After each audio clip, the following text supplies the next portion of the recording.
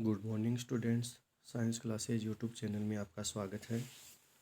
आज हम कक्षा 10 विषय विज्ञान का चैप्टर नंबर 6 है रासायनिक अभिक्रियाएं एवं उत्प्रेरक, उनके अभ्यास प्रश्न करेंगे।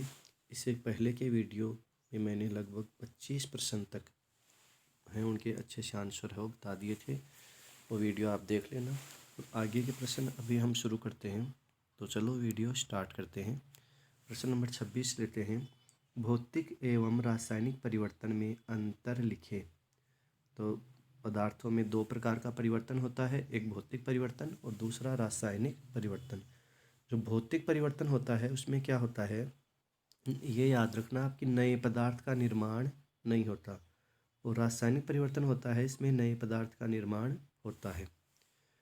भौतिक परिवर्तन है उसमें क्या क्या होगा देखना। पदार्थों में होने वाला ऐसा परिवर्तन जिसमें पदार्थ के केवल भौतिक गुणों जैसे अवस्था, ठोस से द्रव गैस, इस प्रकार रंग गंध आदि में परिवर्तन हो जाता है। जबकि रासायनिक परिवर्तन में क्या होगा, पदार्थ के रासायनिक गुण है व संगठन है, इनमें परिवर्तन हो जाता है। इनको अपन यूँ समझ सकते हैं, जैसे हम एक उदाहरण ले ले भौतिक परिवर्तन का, बर्फ़ का पिघलना।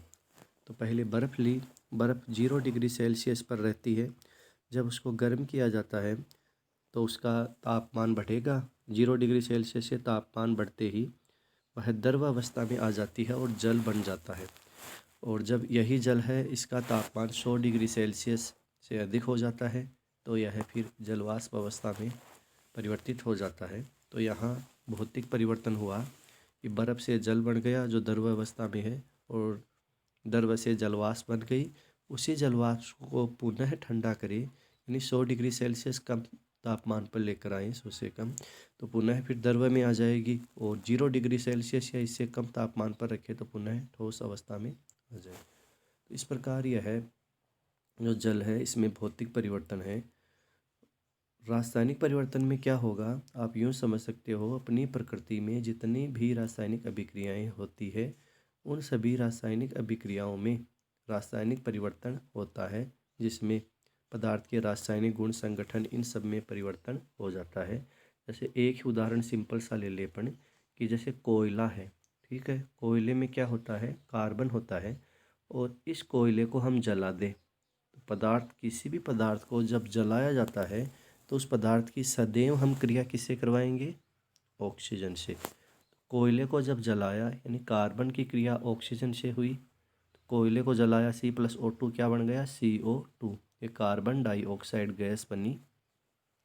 तो यहाँ पर कोयला है उसको जलाया तो कार्बन डाइऑक्साइड गैस बन गई। यहाँ रासायनिक परिवर्तन है, यह कार्बन डाइऑक्साइड गैस है, इससे पुनः कार्बन और ऑक्सीजन है ये नहीं बनेंगी। इस प्रकार यह रासायनिक परिवर्तन हुआ। और भी है, लोहे के जंग लगना रासायनिक परिवर्तन है, दूध से दही का बनना ये भी रासायनिक परिवर्तन है। नेक्स्ट प्रश्न लेते हैं हम, प्रश्न नंबर 27। संयुग्मन व अपघटनीय अभिक्रियाओं को एक एक उदाहरण के साथ लिखें। दो अभिक्रियाएं हैं, एक संयुग्मन और एक अपघटनीय। देखना, संयुग्मन अभिक्रिया को ही हम योगात्मक या संयोजन अभिक्रिया भी कहते हैं, और अपघटन अभिक्रिया है इसी को विखंडन अभिक्रिया भी कहते हैं। तो एक एक उदाहरण के साथ लिखना है। संयुग्मन अभिक्रिया वह अभिक्रिया है जिसमें दो या दो से अधिक क्रियाकारक आपस में संयोग करके एक उत्पाद बनाते हैं, और इन अभिक्रियाओं में अभिकारकों के मध्य नए बंध का निर्माण होता है, इसीलिए इन्हें संयोजन अभिक्रिया कहते हैं। प्रारूप के तौर पर हम मान लो क्रियाकारक में जैसे A और B, दो क्रियाकारक है और उत्पाद में बना देंगे AB, या क्रियाकारक ले ले A+B+C तो उत्पाद बन जाएगा ABC। तो यहाँ दो या दो से अधिक क्रियाकारक हो सकते हैं और उत्पाद सदैव एक होगा इसमें। जैसे इसके हम उदाहरण करें अपन, तो यहाँ दिया भी है एक उदाहरण कि कैल्शियम ऑक्साइड जिसे बिना भुजा हुआ चूना कहते हैं, CaO इसका रासायनिक नाम हुआ, CaO कैल्शियम ऑक्साइड। जब इसे जल में डाला जाता है तो बुझा हुआ चूना या कैल्शियम हाइड्रोक्साइड प्राप्त होता है। तो बिना बुझा हुआ चूना है जिसका सूत्र है CaO, और इसे बुझाने के लिए अपन क्या करेंगे, जल में डालेंगे, जल का सूत्र H2O है। और फिर बुझा हुआ चूना प्राप्त हो जाएगा, जिसका सूत्र CaOH का होल ट्वाइस होता है। तो यहाँ आप देखना, इस अभिक्रिया में दो क्रियाकारक हैं, एक तो कैल्शियम ऑक्साइड और एक क्या है, जल, और उत्पाद है वो एक ही है, कैल्शियम हाइड्रोक्साइड। तो दो क्रियाकारक मिलकर एक उत्पाद बना रहे हैं, तो यह संयोजन अभिक्रिया हुई। अन्य उदाहरण आप और भी कर सकते हो, जैसे हम मैग्नीशियम ले लें Mg और उसकी क्रिया किससे करवाए, ऑक्सीजन से, तो बनेगा MgO, मैग्नीशियम ऑक्साइड। फिर इसको संतुलित कर देंगे, तो यहाँ पर भी संयोजन अभिक्रिया है जिसमें दो क्रियाकारक है Mg और O2 MgO बन गया। यानी मैग्नीशियम का यहाँ दहन किया है या मैग्नीशियम का ऑक्सीकरण किया है, तो मैग्नीशियम ऑक्साइड बना है। दूसरी प्रकार की पूछी है अपघटनीय अभिक्रियाएं। अपघटन का मतलब होता है टूटना, तो इधर क्या है, इसे वियोजन अभिक्रिया भी नाम दिया है। संयोजन अभिक्रिया के एकदम विपरीत कर देना आप अपघटन अभिक्रिया। इनमें क्या होगा, एक क्रियाकारक होगा, ठीक है, और उत्पाद एक से अधिक होंगे, या यूँ कह सकते हैं दो या दो से अधिक होंगे। वह रासायनिक अभिक्रिया जिसमें एक अभिकारक अपघटित होकर यानी टूटकर दो या दो से अधिक उत्पाद बनाता है, अपघटनीय अभिक्रियाएं कहलाती है। इन अभिकारकों के मध्य बने हुए बंध टूटते हैं, इससे छोटे अणुओं का निर्माण होता है। एक बड़ा अणु छोटे अणुओं में टूट जाता है। जैसे हम ले लें कैल्शियम कार्बोनेट, इसे चूने का पत्थर भी कहते हैं। जब कैल्शियम कार्बोनेट को गर्म करते हैं तो कैल्शियम ऑक्साइड, जिसे बिना बुझा हुआ चूना कहते हैं, और कार्बन डाइऑक्साइड गैस बनते हैं। तो इस अभिक्रिया में आप देखो कि क्रियाकारक एक है कैल्शियम कार्बोनेट और उत्पाद दो है, एक कैल्शियम ऑक्साइड, एक कार्बन डाइऑक्साइड। तो एक क्रियाकारक है वह दो या अधिक उत्पादों में जब टूटता है तो उसे अपघटन अभिक्रिया कहते हैं। तो यहाँ अपघटन अभिक्रिया है, इस कैल्शियम कार्बोनेट को जब गर्म करेंगे तब अपघटन अभिक्रिया होगी। इन्हें एक त्रिभुज का सा निशान लगाते हैं, जिसका मतलब गर्म करना होता है। नेक्स्ट प्रश्न है AgNO3, जिसे सिल्वर नाइट्रेट कहते हैं, प्लस KCl, पोटेशियम क्लोराइड, उत्पाद में AgCl प्लस KNO3 यानी सिल्वर क्लोराइड और पोटेशियम नाइट्रेट बनेंगे। उपरोक्त अभिक्रिया किस प्रकार की है, नाम लिखे तथा समझाइए, इसे पूछा है। तो करते हैं यह अभिक्रिया। इस अभिक्रिया में आप लोग देखना कि AgNO3 है, यह स्वयं यौगिक है, और एक है KCl, यह भी स्वयं यौगिक है, ठीक। तो उत्पाद में हम देख रहे हैं AgCl, यानी यह Ag है, यह Cl से क्रिया कर रहा है, ठीक, और KNO3 बना, इसका मतलब ये K और इस NO3 से कर रहा है।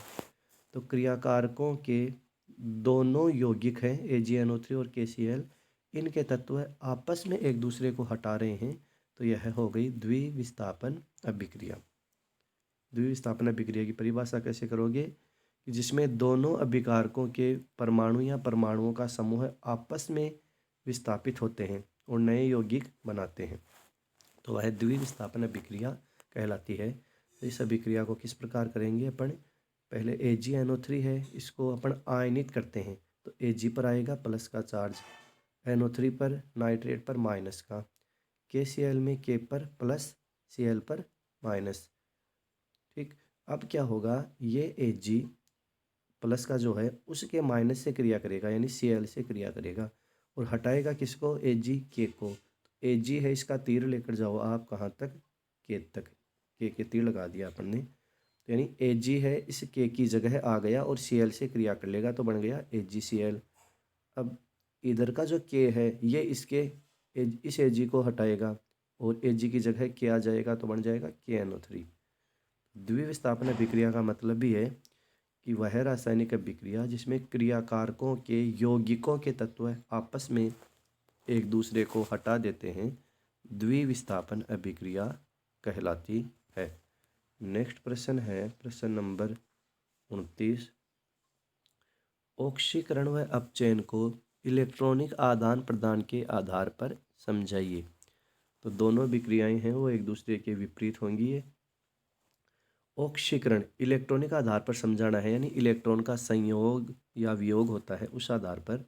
तो ऑक्सीकरण ऐसी विक्रिया होती है जिसमें कोई तत्व, परमाणु या आयन है इलेक्ट्रॉन त्यागता है, यानी वो क्या कर देगा, अपने इलेक्ट्रॉन बाहर निकालेगा, तो उसे ऑक्सीकरण अभिक्रिया कहते हैं। तो इस अभिक्रिया में जो तत्व है, परमाणु या अणु है, उसके उत्पाद में इलेक्ट्रॉनों की कमी हो जाएगी उस तत्व के पास। जैसे यहाँ हमने लिया पोटेशियम। पोटेशियम याद करो आप, पोटेशियम कितने नंबर का तत्व है, 19 नंबर का तत्व है।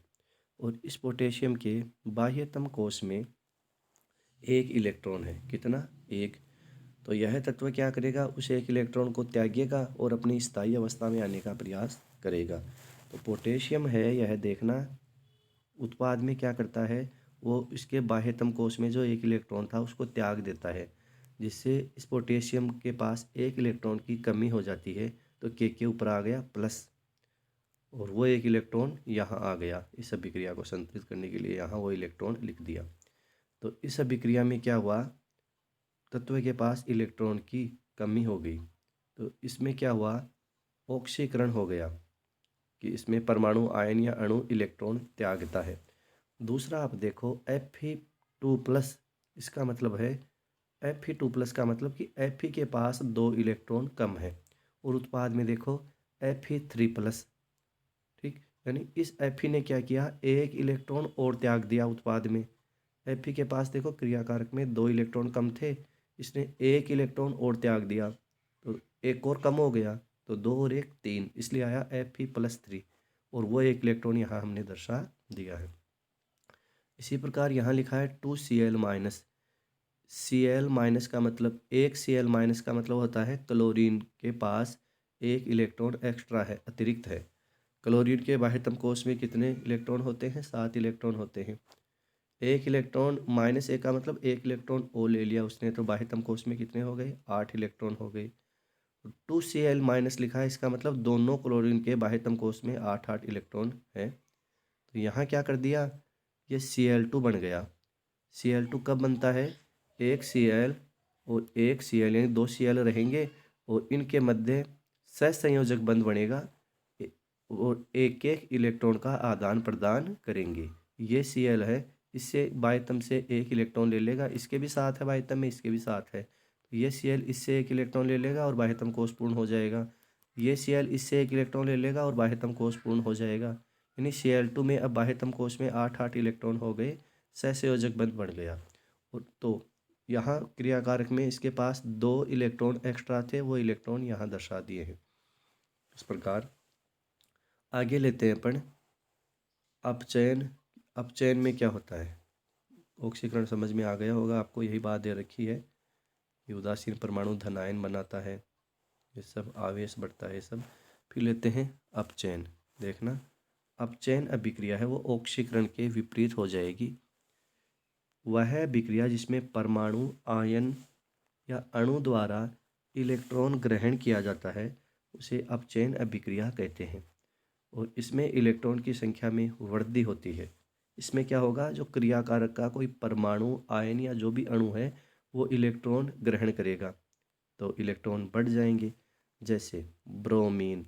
अब ब्रोमीन के बाह्यतम कोश में 7 इलेक्ट्रॉन रहते हैं और बाह्यतम कोश इसको अष्टक पूर्ण करने के लिए एक इलेक्ट्रॉन की आवश्यकता होती है।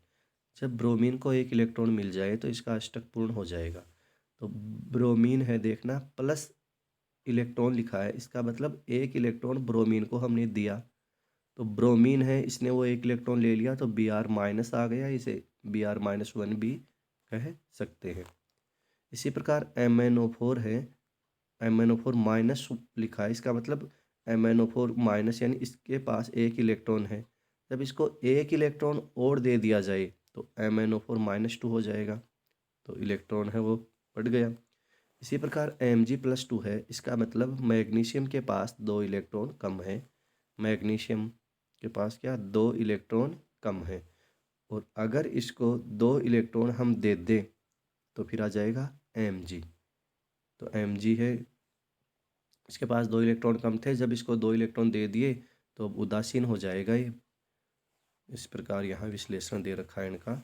नेक्स्ट है प्रश्न नंबर 30, उत्प्रेरक कितने प्रकार के होते हैं, लिखिए। तो यहाँ क्रिया के आधार पर लिए हैं उत्प्रेरक टोटल 4 प्रकार के। देखना, एक है धनात्मक उत्प्रेरक। धनात्मक उत्प्रेरक, नाम ही है धनात्मक यानी पॉजिटिव। तो ये उत्प्रेरक क्या करेंगे, रासायनिक अभिक्रिया के वेग को बढ़ाएंगे। ठीक है, वे उत्प्रेरक जो रासायनिक अभिक्रिया के वेग को बढ़ाते हैं धनात्मक उत्प्रेरक कहलाते हैं। यहाँ डाला है जो NO है, यह धनात्मक उत्प्रेरक का कार्य करेगा कि जब सल्फर डाइऑक्साइड की क्रिया ऑक्सीजन से करवाएंगे अपन तो सल्फर ट्राइऑक्साइड बनते हैं, SO3 बनता है। तो यहाँ नाइट्रोजन मोनोऑक्साइड है, यह धनात्मक उत्प्रेरक का कार्य करेगा। इसको SO2 और O2 के साथ इसमें डालेंगे तो यह विक्रिया काफ़ी जल्दी हो जाएगी। ध्यान रखना आपको, उत्प्रेरक कभी भी अभिक्रिया में स्वयं भाग नहीं लेते। यानी जो NO है, यहाँ NO उत्पाद में हमने SO3 के साथ में नहीं जोड़ा है। उत्प्रेरक अभिक्रिया में स्वयं भाग नहीं लेते, केवल उसके वेग को परिवर्तित करते हैं। आगे दिया है अगला ऋणात्मक उत्प्रेरक, यह इसका विपरीत होगा। वे उत्प्रेरक जो रासायनिक अभिक्रिया के वेग को कम कर देते हैं, वो ऋणात्मक उत्प्रेरक है। यानी रासायनिक अभिक्रिया है वो शीघ्र हो रही है, जल्दी हो रही है, हम उनके गुणों के अध्ययन के लिए चाहते हैं कि अभिक्रिया धीरे हो, क्रियाकारक उत्पाद में धीरे परिवर्तित हो, तो ऐसा उत्प्रेरक डालेंगे जो अभिक्रिया का वेग कम कर दे। तो यहाँ पर H2O2 है जिसे हाइड्रोजन पेरोक्साइड कहते हैं। जब इसमें ग्लिसरॉल डालेंगे अपन तो जल और ऑक्सीजन बढ़ेंगे। ग्लिसरॉल डालने से अभिक्रिया है वो धीरे हो जाएगी।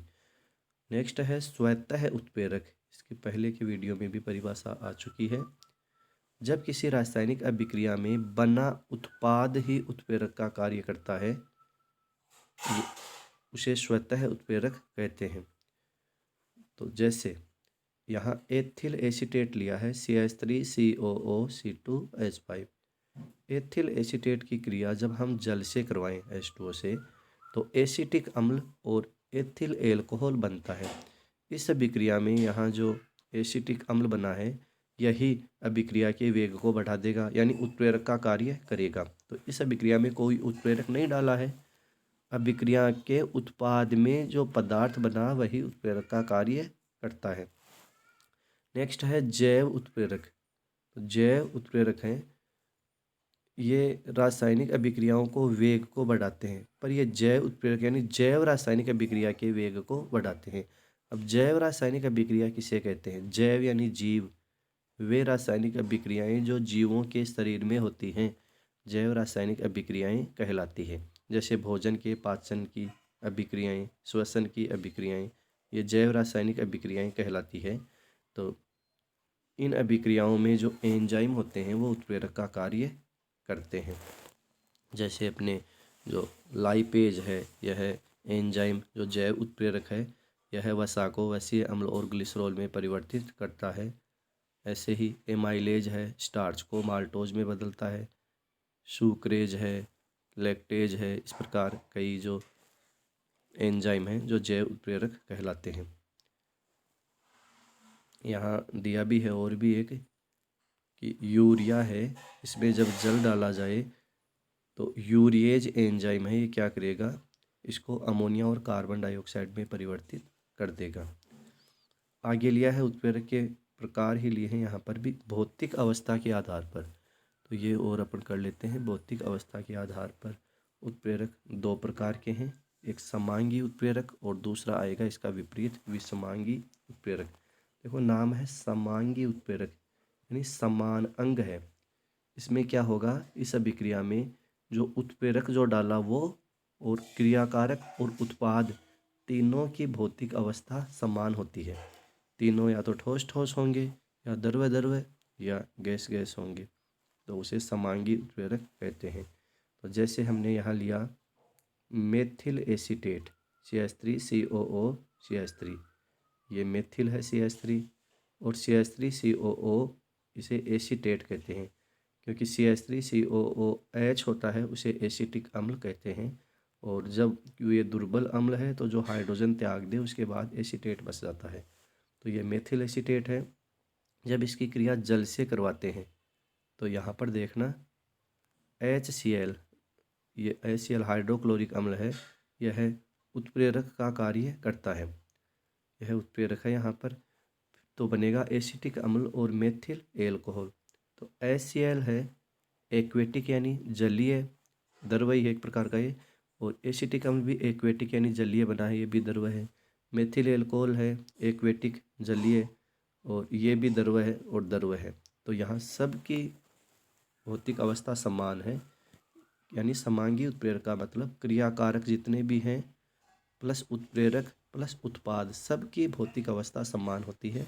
सब या तो ठोस अवस्था या द्रव अवस्था या गैसीय अवस्था में रहेंगे। इसी प्रकार एक और उदाहरण दिया है, सल्फर डाइऑक्साइड की ऑक्सीजन से क्रिया, यानी सल्फर डाइऑक्साइड का ऑक्सीकरण। तो इसमें देखना नाइट्रोजन मोनोऑक्साइड है, ये उत्प्रेरक के तौर पर काम कर रहा है।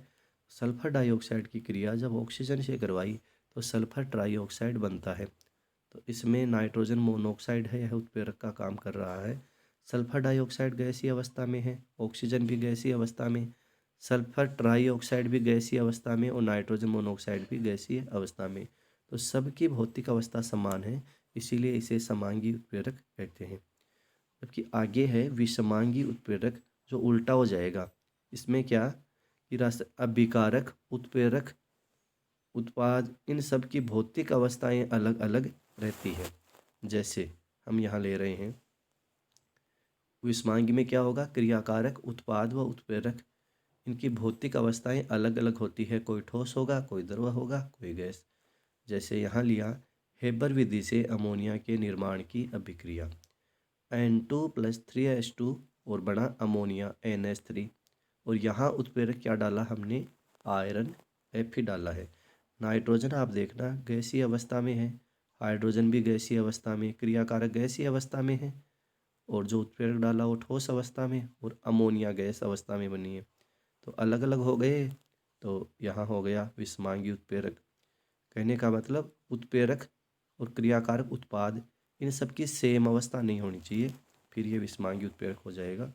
ऐसे दूसरा लिया है वनस्पति तेल, जिसका सूत्र है CH2 द्विबंध CH2 + H2, यानी इसका हाइड्रोजनीकरण करवाया निकल जो उत्प्रेरक है उसकी उपस्थिति में।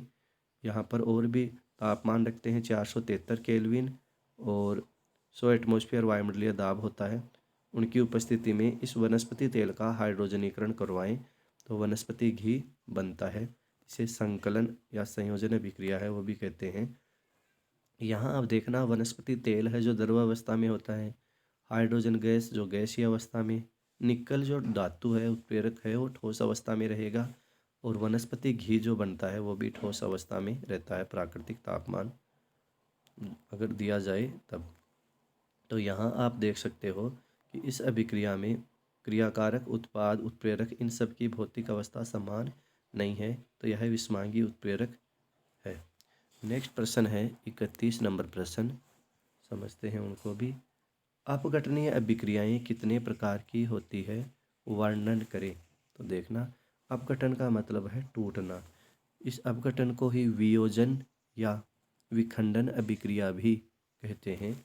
अपघटन अभिक्रिया है, इनमें क्या होगा, क्रियाकारक तो कोई एक रहेगा, ठीक, और उत्पाद एक से अधिक रहेंगे। तो अपघटन अभिक्रिया है 3 प्रकार की होती है। एक तो विद्युत अपघटन, इसमें क्या होगा, जो क्रियाकारक है उसमें विद्युत धारा प्रवाहित करेंगे, तब वह एक से अधिक उत्पादों में टूट जाएगा। एक दूसरे लिए है यहाँ ऊष्मीय अपघटन, इसमें क्रियाकारक जो पदार्थ जो एक है उसको ऊष्मा दी जाएगी, ऊष्मा या ताप है वो दिया जाएगा, तब वह एक से अधिक उत्पादों में टूट जाएगा। 3 नंबर है प्रकाशीय अपघटन, इसमें क्रियाकारक जो पदार्थ है जो अकेला है एक है, उसे सूर्य के प्रकाश में रखेंगे, यानी प्रकाश दिया जाएगा और वह अपघटित हो जाएगा, उत्पाद एक से अधिक बन जाएंगे। तो पहले हम लेते हैं विद्युत अपघटन। देखना इसमें क्या है, जैसे मैंने समझाया वही है। जब किसी यौगिक की गलित या द्रव अवस्था में विद्युत धारा प्रवाहित की जाती है तो वह अपघटित होकर कैथोड तथा एनोड पर भिन्न भिन्न उत्पाद बनाता है। इस अभिक्रिया को विद्युत अपघटन कहते हैं। तो यहाँ क्या होगा कि पदार्थ में क्रियाकारक जो अकेला है उसको विद्युत धारा दी जाएगी तो वह एक से अधिक उत्पाद बना लेगा। जैसे जल का विद्युत अपघटन करवाएं, जल का सूत्र H2O है, एल का मतलब लिक्विड द्रव अवस्था में है। और जब इस जल में विद्युत धारा प्रवाहित की जाती है तो क्या बनते हैं, H2+O2। तो यह विद्युत अपघटन हुआ। ऐसे ही नमक लिया है हमने जिसका सूत्र है NaCl। ये एक्यू यानी जलीय अवस्था में है, मतलब अशुद्ध जल या शुद्ध जल में नमक डाला गया है और नमक है वो जल में घुल गया है, तब उसे एक्वेटिक नाम दिया है। तो जब इस नमक में, या यूँ कह सकते हैं नमक के जलीय विलयन में विद्युत धारा प्रवाहित की जाती है तो आयन यहाँ क्या बन गए, एक तो तत्व आ गया सोडियम और एक अणु बन गया Cl2 क्लोरीन, जो एक्वेटिक यानी घुलनशील है उधर ही। फिर दिया है ऊष्मीय अपघटन, वो तो विद्युत अपघटन था जो विद्युत धारा की उपस्थिति में हुआ। फिर है ऊष्मीय अपघटन, इसमें क्या होगा, क्रियाकारक है उसको ऊष्मा देंगे अपन तो वह एक से अधिक उत्पादों में टूट जाएगा। जैसे यहाँ देखना, हमने लिया है कैल्शियम कार्बोनेट, जिसे चूने का पत्थर भी कहते हैं। इसको जब गर्म किया तो कैल्शियम ऑक्साइड और कार्बन डाइऑक्साइड बना। तो यहाँ ऊष्मीय अपघटन हुआ है क्योंकि इसको जब ऊष्मा देते हैं तभी यह अपघटित हो पाता है। इसके बाद है नेक्स्ट देखते हैं प्रकाशीय अपघटन। इसमें क्या करेंगे अपन, प्रकाश देंगे क्रियाकारक को, क्या क्रियाकारक को प्रकाश देंगे। प्रकाशीय अपघटन में यौगिक प्रकाश से ऊर्जा प्राप्त करके छोटे छोटे अणुओं में टूट जाता है, जैसे हाइड्रोजन ब्रोमाइड, इसका सूत्र है HBr। जब इसे सूर्य के प्रकाश की उपस्थिति में रखा जाता है तो H2+Br2 इनमें परिवर्तित हो जाता है। हाइड्रोजन भी गैस है और ब्रोमीन भी गैस है, तो इनमें बट जाता है। आगे लेते हैं नेक्स्ट प्रश्न, प्रश्न नंबर 32। क्लोरोफॉर्म में कुछ मात्रा में एथिल और एल्कोहल मिलाकर क्यों रखा जाता है। जो क्लोरोफॉर्म होती है, वैसे भी बेहोश करने के लिए क्लोरोफॉर्म का उपयोग किया जाता है। अगर हमें इसे अगर स्टोर करना है कहीं प्रयोगशाला वगैरह में तो उसमें थोड़ा सा एथिल एल्कोहल मिलाकर रखते हैं। उसका कारण ये है कि क्लोरोफॉर्म में यदि हम एथिल एल्कोहल नहीं मिलाएंगे तो यह क्लोरोफॉर्म जिस बोतल में पड़ा है उसमें जो भी बची हुई ऑक्सीजन रहती है उस ऑक्सीजन से ऑक्सीकृत होकर विषैली गैस फोस्जीन बनाता है। एक कौन सी गैस बन जाती है, विषैली गैस फोस्जीन बनती है। तो इस अभिक्रिया के वेग को कम करने के लिए इसमें थोड़ी मात्रा में एथिल एल्कोहल मिला देते हैं, जिससे फिर अभिक्रिया है वो मात्रा थोड़ी कम हो जाएगी। जैसे यहाँ क्लोरोफॉर्म CaCl3 लिया है +O2, यह ऑक्सीजन से क्रिया कर लेगा। और यदि इसमें देखो C2H5OH यानी एथिल एल्कोहल मिला देंगे तो जो फोस्जीन बनेगी तो वेग है उसका काफ़ी कम हो जाएगा। यहाँ एथेनॉल अल्प मात्रा में बनी फास्फीन से क्रिया करके डाई एथिल कार्बोनेट और HCl बनाता है, इससे अभिक्रिया धीमी हो जाती है। तो जो एथिल एल्कोहल है वह इस COCl2 से क्रिया कर लेगा और अविषाक्त पदार्थ है वो बना देगा ये, और HCl यहाँ बन गया। नेक्स्ट है प्रश्न नंबर 33। दुर्बल अम्ल व प्रबल क्षार से बने लवण का जलीय विलयन क्षारीय क्यों होता है। तो यहाँ पूछा है दुर्बल अम्ल और प्रबल क्षार। देखो जो लवण बनता है, यहाँ लवण अम्ल और क्षार से ही बन रहा है लवण। तो लवण बन रहा है अम्ल और क्षार से, ये जो लवण बना वह क्षारीय क्यों है। इसका मतलब लवण क्षारीय है कि लवण जिस अम्ल और क्षार से बना है उनमें प्रबल कौन है, क्षार है, तभी लवण क्षारीय बन गया। तो दुर्बल, यहाँ देखो प्रबल क्षार है, दुर्बल अम्ल है इसमें हाइड्रोजन आयन कम है, और प्रबल क्षार है इसमें हाइड्रोक्सिल आयन यानी OH- है, अधिक है।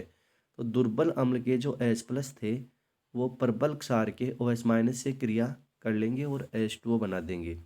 ये H2O बनने के पश्चात भी, और क्योंकि प्रबल क्षार के पास OH- अधिक है तो H+ OH- से क्रिया करने के पश्चात जो जल बनाएंगे उसके बाद भी कुछ OH- बचे रहेंगे लवण में, जिससे लवण है वो क्षारीय हो जाएगा। तो यही कर लेते हैं अपन। देखना इसमें क्या दे रखा है, दुर्बल अम्ल तथा प्रबल क्षार से बने लवण के जलीय विलयन में उपस्थित दुर्बल अम्ल पूर्णतः आयनित नहीं होता, अर्थात कुछ मात्रा में अवियोजित अवस्था में रहता है। इस विलयन में अम्ल व क्षार के समान मोल होने पर प्रबल क्षार से, देखो यही बात मैं कह रहा था कि प्रबल क्षार में अधिक मात्रा में OH माइनस है, जबकि दुर्बल अम्ल में कम मात्रा में H प्लस है। तो जो लवण बनेगा उसमें OH माइनस आयन रहेंगे, जिससे वह क्षारीय हो जाएगा। ठीक है, यहाँ रिएक्शन दे रखी है, sodium acetate CH3COONA, sodium acetate. जब इसकी क्रिया हम जल से करवाएं तो एसिटिक अम्ल और NaOH बनता है। तो आप यानी ये अभिक्रिया इस प्रकार दी है, विस्तार से समझने के लिए अपन ये उत्पाद दे रखे हैं, इनको क्रियाकारक में लिखेंगे तब ये और अच्छे से हमें समझ में आ जाएगा कि जो लवण बना है वह क्षारीय क्यों है। क्योंकि क्रियाकारकों में प्रबल क्षार है, NaOH है प्रबल क्षार, और एक लिया है दुर्बल अम्ल एसिटिक अम्ल। इनकी क्रिया से जो लवण बना सोडियम एसीटेट, यह क्षारीय प्रकृति का होगा। प्रश्न नंबर 34 है, क्या ये अभिक्रियाएं संभव है? उत्तर कारण सहित लिखिए। तो हम चेक करते हैं कि ये अभिक्रियाएं होंगी या नहीं और कारण भी बताते हैं। प्रश्न नंबर 1 है, Cu प्लस ZnSO4 और बना CuSO4 और Zn यानी तांबे की क्रिया जिंक सल्फेट से करवाए तो कॉपर सल्फेट और जिंक बनता है। तो यहाँ पर आप देखो कि पहली अभिक्रिया ये वाली होगी कि नहीं। तांबा है, यह जिंक से कम क्रियाशील है। जब हम सक्रियता श्रेणी है वो देखें कि NaCa, पहले ऊपर K फिर NaCa Mg Al Zn Fe HCu Sg Ag AuPt। इस प्रकार जो सक्रियता श्रेणी के जो तत्व दे रखे हैं उनमें हम देखते हैं कि तांबा है, कॉपर है, यह जिंक से कम क्रियाशील है, इसलिए तांबा जिंक को विस्थापित नहीं कर पाता। तो ऐसे नहीं कि ये कॉपर है Zn की जगह विस्थापित नहीं होगा, Cu Zn की जगह नहीं आएगा, यहाँ उत्पाद में बना रखा है CuSO4, तो यह अभिक्रिया गलत है। यह विस्थापन अभिक्रिया नहीं है।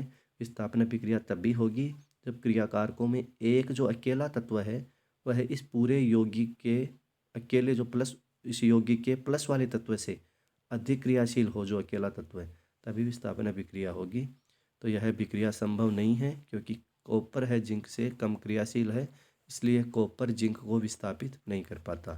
सही अभिक्रिया इस प्रकार हो जाएगी कि उल्टा लेपन की Zn प्लस CuSO4, तब जरूर ये अभिक्रिया हो जाएगी।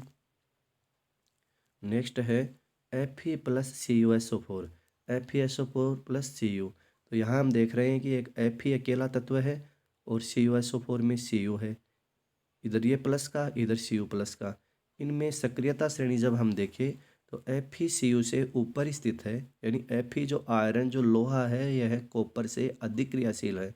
तो यह अभिक्रिया है हो जाएगी, लोहा कॉपर को विस्थापित कर देगा, जिसे आयरन सल्फेट और कॉपर है बन जाएंगे। तो अभिक्रिया है वो हो जाएगी। अगला है 35 नंबर प्रश्न, निम्नलिखित अभिक्रियाओं में ऑक्सीकरण अपचयन को पहचानिए। कहाँ ऑक्सीकरण हो रहा है, कहाँ अपचयन हो रहा है, देखते हैं। पहला है C+O2, यहाँ बना CO2, कार्बन की क्रिया ऑक्सीजन से हुई, कार्बन डाइऑक्साइड बना। तो यहाँ देखो इस अभिक्रिया में जो कार्बन है वह ऑक्सीजन से क्रिया कर रहा है, यानी कार्बन का ऑक्सीकरण हो रहा है और उत्पाद में कार्बन के साथ ऑक्सीजन जुड़ गया। तो यहाँ क्या हो गया, ऑक्सीकरण हो गया।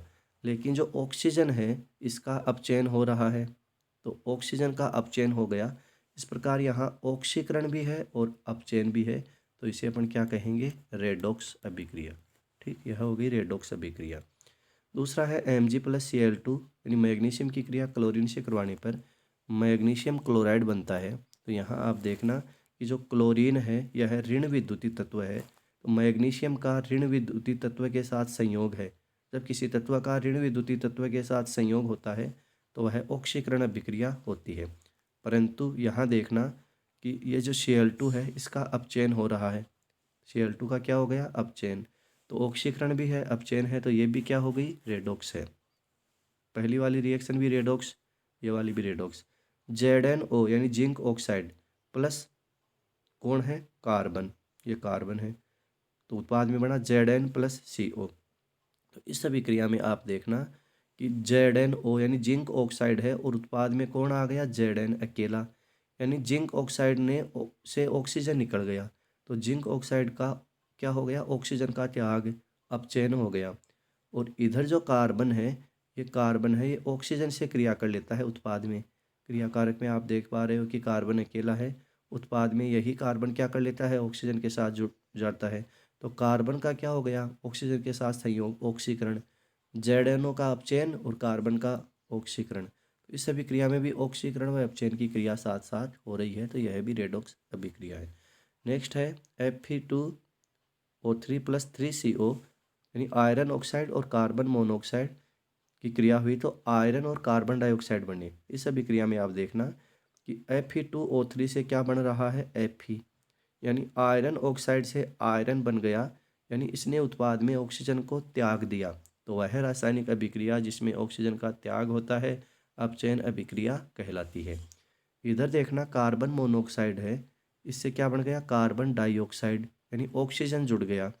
तो जब उत्पाद में ऑक्सीजन जुड़ जाए, क्रिया कारक में ऑक्सीजन कम रहे, उत्पाद में जुड़ गया, तो यहाँ हो गया ऑक्सीकरण। तो इस अभिक्रिया में ऑक्सीकरण भी हो रहा है और अपचयन भी हो रहा है, यानी दोनों क्रियाएं साथ साथ होती है, इसलिए ये रेडॉक्स अभिक्रिया है। तो उपरोक्त हमने जो भी अभिक्रियाएं की है सभी रेडॉक्स अभिक्रियाएं हैं। नेक्स्ट प्रश्न है, हम करते हैं रासायनिक अभिक्रिया कितने प्रकार की होती है। तो यहाँ मुख्य रूप से हमने ली है 4 प्रकार की। पहले तो आपको पता होना चाहिए रासायनिक अभिक्रिया किसे कहते हैं। रासायनिक अभिक्रिया में क्या होता है कि उत्पाद का रासायनिक गुण और संगठन मूल जो क्रिया कारक है उससे भिन्न हो जाता है, यानी रासायनिक परिवर्तन पदार्थ में हो जाए तो उसी को रासायनिक अभिक्रिया कहते हैं। जैसे मैग्नीशियम लेते हैं हम क्रिया कारक में, और इस मैग्नीशियम को हम जलाएं, यानी मैग्नीशियम की क्रिया ऑक्सीजन से करवाएं तो मैग्नीशियम ऑक्साइड बन जाता है।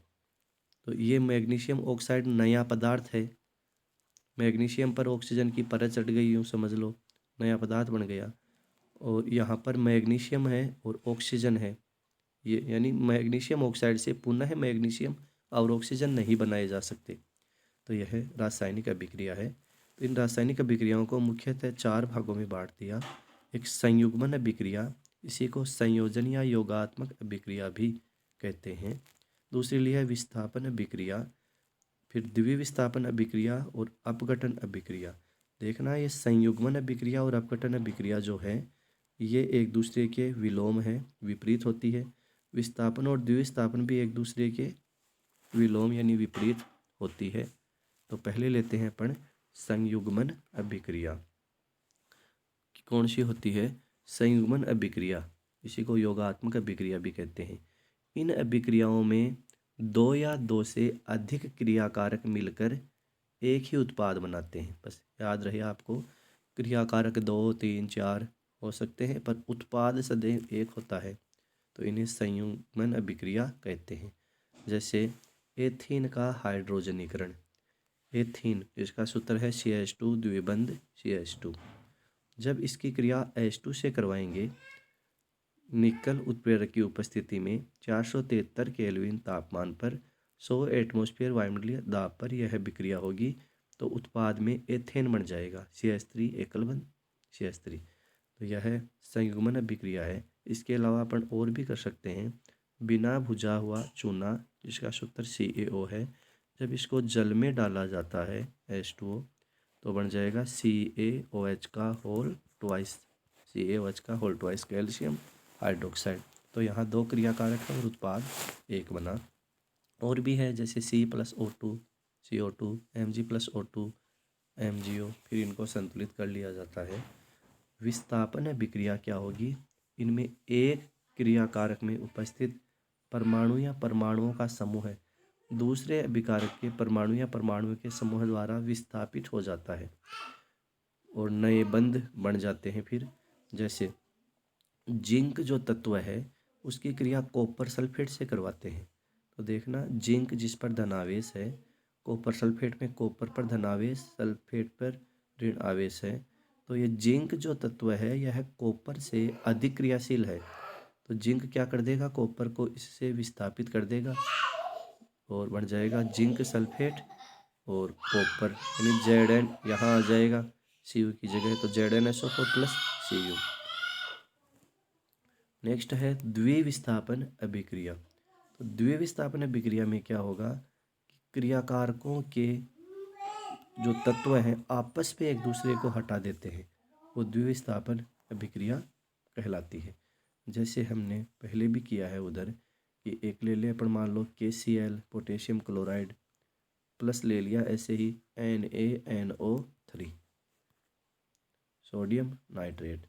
तो फिर ये KCl का K प्लस और Cl का Cl माइनस, Na का plus NO3 minus, K हटाएगा Na को और Na को हटाएगा और Na है वो K को हटाएगा, तो क्या बन गया NaCl और KNO3। तो ये द्विविस्थापन अभिक्रिया हुई। इसके बाद लेते हैं अपघटनीय अभिक्रियाएं। अपघटनीय अभिक्रियाओं में क्या होगा, एक क्रियाकारक है एक से अधिक उत्पादों में टूट जाएगा, वो अपघटन अभिक्रिया है। जैसे ये प्रश्न है, ये पहले भी हम कर चुके हैं। विद्युत अपघटन में क्या होगा, कोई पदार्थ है उसमें विद्युत धारा प्रवाहित की जाए तो उसका अपघटन हो जाएगा। जैसे यहाँ नमक का जलीय विलयन लिया NaCl, जब इसमें विद्युत धारा प्रवाहित की जाती है तो सोडियम और क्लोरीन गैस बनते हैं। ऐसे ही दूसरा है ऊष्मीय अपघटन। इसमें हमने क्या लिया था, कैल्शियम कार्बोनेट, जब इसको गर्म किया तो calcium oxide CaO plus carbon dioxide बने थे। तो ऊष्मा की उपस्थिति में ही क्रियाकारक एक से अधिक उत्पादों में टूट जाएगा। फिर लिया था प्रकाशीय अपघटन, इसमें HBr लिया था, HBr हाइड्रोजन ब्रोमाइड, जब इसे प्रकाश में रखते हैं तो H2 और Br2 बनते हैं। नेक्स्ट प्रश्न है 37 नंबर प्रश्न है, ऑक्सीकरण अपचयन से क्या समझते हैं, उदाहरणों के साथ व्याख्या कीजिए। तो ऑक्सीकरण अभिक्रिया में क्या होता है, यहाँ अपन ने क्या किया है, इधर ऑक्सीजन के संयोग एवं विलोपन के आधार पर इनको बांटा है। ठीक है, तो यहाँ देखना आप ऑक्सीकरण, इसमें क्या होगा, ऑक्सीजन का संयोग होगा। जैसे मैग्नीशियम अकेला है प्लस O2, तो मैग्नीशियम की क्रिया ऑक्सीजन से करवाई तो उत्पाद में मैग्नीशियम के साथ ऑक्सीजन जुड़ गया। वह रासायनिक अभिक्रिया जिसमें ऑक्सीजन का संयोग हो ऑक्सीकरण अभिक्रिया कहलाती है। तो यहाँ ऑक्सीकरण हो गया। सल्फर अकेला है प्लस O2, जब इसकी O2 से क्रिया करवाई तो उत्पाद में देखो सल्फर के साथ ही ऑक्सीजन जुड़ गया, यानी SO2 बन गया, तो ये ऑक्सीकरण है। अपचयन में क्या होता है, यहाँ पर ऑक्सीजन का त्याग हो जाता है। जैसे यहाँ लिया पोटेशियम क्लोरेट 2KClO3, तो पोटेशियम क्लोरेट में जब उत्पाद में इधर देखो 2KCl प्लस 3O2 बना है, यानी इसके पास ऑक्सीजन अधिक है और यहाँ देखना आप ऑक्सीजन निकल गई, ऑक्सीजन का त्याग हो गया, पूरी कम हो गई, तो इसमें ऑक्सीजन का त्याग है तो यह अपचयन है। ऐसे ही H2S प्लस O2, इसमें देखना कि इधर भी देखो आपकी H2O प्लस S बन रहा है, यानी ऑक्सीजन का त्याग है वो हो रहा है। इधर ऑक्सीजन है ये इसके साथ जुड़ गई, सल्फर के साथ था तब। अपचयन का और देते हैं H2 प्लस Cl2, इसी प्रकार क्या बन रहे हैं, H2 प्लस Cl2 से HCl बन रहे हैं। यहाँ क्लोरीन का HCl में अपचयन है वो हो रहा है। विद्युत धनी तत्वों के संयोग के आधार पर भी हम ऑक्सीकरण और अपचयन को समझ सकते हैं।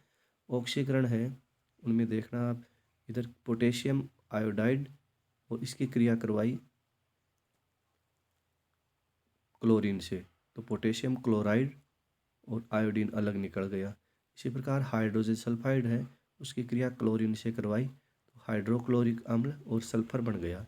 इन अभिक्रियाओं में पोटेशियम आयोडाइड का आयोडीन में और हाइड्रोजन सल्फाइड का सल्फर में ऑक्सीकरण हो रहा है। और यहाँ एक अपचयन की परिभाषा दे दी, जिसमें अपचयन की अभिक्रिया दी है जिसमें क्लोरीन की क्रिया मैग्नीशियम से करवाई तो मैग्नीशियम क्लोराइड बन रहा है। यहाँ क्लोरीन का मैग्नीशियम क्लोराइड में अपचयन हो रहा है। तो विद्युत धनी तत्वों के संयोग और विलोपन के आधार पर कैसे होगी ये, वे अभिक्रियाएं जिनमें किसी पदार्थ विद्युत धनी तत्व से संयोग करता है तो ऑक्सीकरण होगा, और विद्युत ऋणी तत्व निकलता है तो उसे अपचयन कहेंगे। जैसे अपन लेते हैं ऑक्सीकरण में कैल्शियम की क्रिया करवा रहे हैं अपन Cl2 से, तो कैल्शियम है वह है अधिक ऋण विद्युतीय तत्व क्लोरीन से संयोग कर रहा है, तो यहाँ हो गया ऑक्सीकरण। क्लोरीन से क्रिया कर रहा है कैल्शियम, तो अधिक ऋण विद्युतीय तत्व के साथ संयोग हो गया कैल्शियम का, तो ऑक्सीकरण हो गया। और अपचयन में क्या होगा, अधिक ऋण विद्युतीय तत्व है वो निकल जाएगा। जैसे FeCl3 में अधिक ऋण विद्युतीय तत्व क्लोरीन है।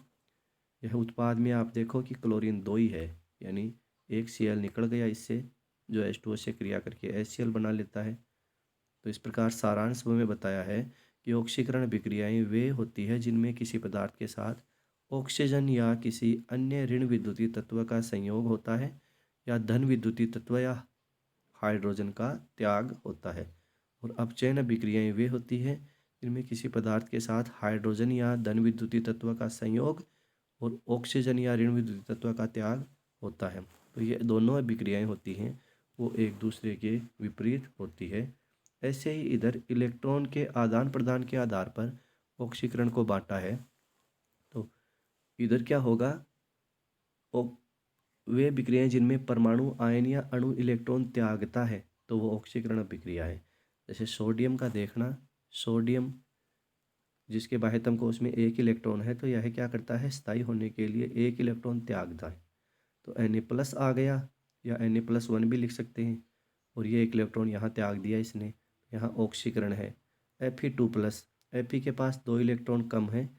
उत्पाद में देखो Fe के पास 3 इलेक्ट्रॉन कम हो गए, यानी इसने एक इलेक्ट्रॉन और त्याग दिया, ये रहा। और 2 क्लोरीन है, ये क्या करते हैं, 2 क्लोरीन है, इनके पास 2 इलेक्ट्रॉन अतिरिक्त है। यहाँ देखो 2Cl- का मतलब कि 2 क्लोरीन के पास 2 इलेक्ट्रॉन अधिक है। क्लोरीन के बाह्यतम कोश में 7 इलेक्ट्रॉन होते हैं, एक इलेक्ट्रॉन और ग्रहण कर लेता है तो इलेक्ट्रॉन 8 हो गए। तो ये क्लोरीन क्या करेगा फिर, Cl क्लोरीन सहसंयोजक बंध से अपना अष्टक पूर्ण कर लेगा, यानी 7 इलेक्ट्रॉन स्वयं के पास थे, एक पड़ोसी से एक इलेक्ट्रॉन लेकर अष्टक पूर्ण कर लेता है, जिससे Cl2 बन जाता है और वो 2 इलेक्ट्रॉन यहाँ मुक्त हो जाते हैं। ठीक, इसी प्रकार यहाँ देखना आप अपचयन में इनमें परमाणु आयन या अणु इलेक्ट्रॉन ग्रहण करता है, क्रियाकारक में ग्रहण करेगा। जैसे क्लोरीन है, बाह्यतम कोश में 7 इलेक्ट्रॉन होते हैं, अगर इसको एक इलेक्ट्रॉन दे दिया जाए तो Cl-1 आ गया, यहाँ ये एक इलेक्ट्रॉन इसने ले लिया है। ऐसे MnO4-1 है, यानी MnO4 के पास एक इलेक्ट्रॉन है, इनको एक इलेक्ट्रॉन दिया गया है, +1 इलेक्ट्रॉन, एक इलेक्ट्रॉन और दे दिया जाए, ठीक, तो आ जाएगा फिर एक इलेक्ट्रॉन और दे दिया तो MnO4 के पास 2 इलेक्ट्रॉन कम हो गए, सॉरी इधर 2 इलेक्ट्रॉन और आ गए हैं फिर।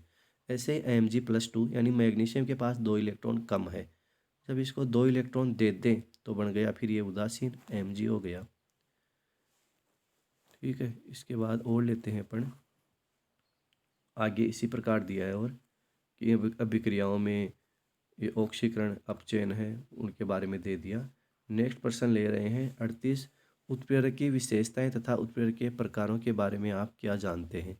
तो उत्प्रेरक जानते होंगे आप, वे रासायनिक पदार्थ हैं जो अभिक्रिया में स्वयं भाग नहीं लेते बल्कि अभिक्रिया के वेग को बदल देते हैं, उत्प्रेरक कहलाते हैं। ये उत्प्रेरक हैं रासायनिक अभिक्रिया में वेग को बदलते हैं, अभिक्रिया में स्वयं भाग नहीं लेते। इनकी सूक्ष्म मात्रा ही डाली जाती है। हर अभिक्रिया के लिए एक विशिष्ट उत्प्रेरक ही कार्य करता है, यानी एक उत्प्रेरक सब अभिक्रियाओं में काम नहीं करता। अब उत्प्रेरक अभिक्रिया को प्रारंभ नहीं करता, प्रारंभ जब हो जाती है उसके बाद उसके वेग को बढ़ाता है। और उत्क्रमणीय अभिक्रियाओं में उत्प्रेरक है वो दोनों दिशाओं में काम करेगा, यानी क्रियाकारकों से उत्पाद बनेगा तब, और उत्पाद से क्रियाकारक बनेंगे। और उत्प्रेरक है वो एक निश्चित ताप पर ही अत्यधिक क्रियाशील होते हैं, यानी ताप के प्रति विशिष्ट होते हैं। उत्प्रेरकों को क्या किया, भौतिक अवस्था के आधार पर बांट दिया है 2 भागों में, समांगी और विषमांगी। ये प्रश्न वैसे हम पहले कर चुके हैं। समांगी उत्प्रेरक में क्या होगा, क्रियाकारक और उत्पाद और जो उत्प्रेरक डाला, देखो क्रियाकारक, उत्पाद और उत्प्रेरक तीनों की भौतिक अवस्था समान होती है। जैसे सल्फर डाइऑक्साइड गैस अवस्था में, ऑक्सीजन गैस अवस्था में जब इनकी क्रिया हुई तो सल्फर ट्राइऑक्साइड बना, ये गैस अवस्था में है, और जो उत्प्रेरक डाला वो भी गैस अवस्था में है। विषमांगी उत्प्रेरक इसका विपरीत हो जाएगा, इसमें क्रियाकारक उत्पाद व उत्प्रेरक की भौतिक अवस्था समान नहीं होती। जैसे नाइट्रोजन गैसीय अवस्था में है, जब इसकी क्रिया हाइड्रोजन से करवाई ये भी गैसीय अवस्था में है, तो अमोनिया बना, ये गैसीय अवस्था में है, पर जो उत्प्रेरक डाला वो कैसा है, लोहा, ठोस अवस्था में। क्रिया के आधार पर दे दिया यहाँ उत्प्रेरकों को। एक दिया है धनात्मक उत्प्रेरक, धनात्मक का मतलब पॉजिटिव, तो ये उत्प्रेरक क्या करेंगे, अभिक्रिया के वेग को बढ़ाएंगे। जैसे पोटेशियम क्लोरेट है, उससे जब पोटेशियम क्लोराइड और ऑक्सीजन उत्पाद बनते हैं, ये उत्पाद हैं पोटेशियम क्लोराइड और ऑक्सीजन, किससे, पोटेशियम क्लोरेट से। पोटेशियम क्लोरेट को जब गर्म करते हैं तो पोटेशियम क्लोराइड और ऑक्सीजन उत्पाद बनते हैं। यहाँ मैग्नीशियम डाइऑक्साइड डाला है, मैग्नीज डाइऑक्साइड डाला है, तो ये मैग्नीज डाइऑक्साइड है, यह इस अभिक्रिया के वेग को बढ़ा देगा। और ऋणात्मक उत्प्रेरक वे होते हैं जो अभिक्रिया के वेग को घटा देते हैं। जैसे यहाँ लिया है, एक अपन ने लिया है ग्लिसरॉल की उपस्थिति में जो हाइड्रोजन पेरोक्साइड होता है H2O2, इसके अपघटन की दर कम हो जाती है। तो ये ग्लिसरॉल डाल देंगे अपन, तो ग्लिसरॉल उत्प्रेरक का काम कर रहा है, जो हाइड्रोजन पेरोक्साइड से जल व ऑक्सीजन बन रहे हैं। ग्लिसरॉल डालने से हाइड्रोजन पेरोक्साइड से जल व ऑक्सीजन है वो धीमी गति से बनना शुरू हो जाते हैं, तो अभिक्रिया का वेग ग्लिसरॉल घटा रहा है। फिर है स्वतः उत्प्रेरक। इन अभिक्रियाओं में जो उत्पाद बनता है वही उत्प्रेरक का काम करता है। जैसे एथिल एसीटेट की क्रिया जल से करवाएं तो एसिटिक अम्ल व एथिल एल्कोहल बनते हैं। तो इस अभिक्रिया में आप देखो जो एसिटिक अम्ल बना है, यही अभिक्रिया का वेग है वह बढ़ाने लग जाता है, यानी उत्प्रेरक का काम करना शुरू कर देता है। फिर है जैव उत्प्रेरक। ये उत्प्रेरक जैव रासायनिक अभिक्रियाओं के वेग को बढ़ाते हैं।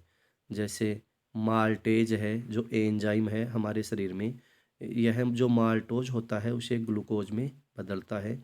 इसी प्रकार लाइपेज जो एंजाइम है वह शाकोवसीय अम्ल और ग्लिसरॉल में बदलता है। एमाइलेज एंजाइम है, वह स्टार्च को माल्टोज में बदलता है।